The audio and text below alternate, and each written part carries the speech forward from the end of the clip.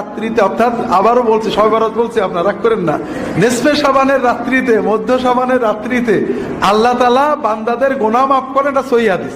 ইন্নাল্লাহা লা ইয়াতালিউ ফি লাইলাতিন নিসফি মিন শাবান ইলা ইবাদিহি ফায়াগফিরু লিজামিই খালকিহি ইল্লা লিমুশরিকিন আও মুশাহিন। আল্লাহ তাআলা মধ্য শাবানের রাত্রিতে তার বান্দাদের দিকে দৃষ্টিপাত করেন। আল্লাহ মধ্য শাবানের রাত্রিতে তার বান্দাদের দিকে দৃষ্টিপাত করেন। তখন তিনি দুই শ্রেণীর মানুষ ছাড়া সকল শ্রেণীর সৃষ্টিকে মাফ করে দেন। যাদের ভিতরে শিরক আছে এবং যাদের ভিতরে হিংসা আছে, এই হিংসা এবং শিরক যাদের আছে তাদের ছাড়া বাকি সকল মানুষকে আল্লাহ মাফ করে দেন। তাহলে শবে বরাত হলো একটা কমন বোনাস।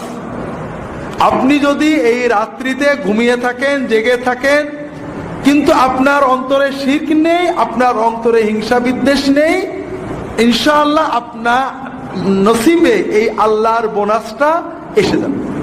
আপনার অ্যাকাউন্টে আপনার বোনাস জমা হয়ে যাবে। কথাই বুঝতে পেরেছেন? এখন দ্বিতীয় বিষয় হলো আমরা কি করব, আমরা আমল করব কিনা। আমল না করলে, ঘুমিয়ে থাকলেও আপনি এই বোনাস পাবেন। এ ব্যাপারে সহিহ হাদিস পাওয়া যায় না, কিছু জয়ীফ হাদিস আছে। দুটো আমল পাওয়া যায় জয়ীফ হাদিস দ্বারা,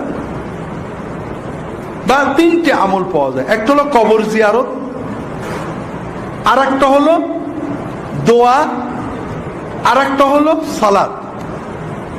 এই বিষয়ে যতগুলো হাদিস আছে সবই জয়ীফ। তবে যেহেতু এই রাত্রের ফজিলত সহিহ, এই রাত্রে কেউ যদি অন্যান্য রাতেও তাহাজ্জুদ পড়ে, এই রাত্রে একটু কিছু বেশি পড়েছে, অন্যান্য রাত্রেও দোয়া করে, এই রাত্রে বেশি করেছে, এটা অনেক আলেমই মুস্তাহাব, জায়েজ, বৈধ, সুন্নতের ভিতরে থাকবে বলে মত প্রকাশ করেছেন। আমরা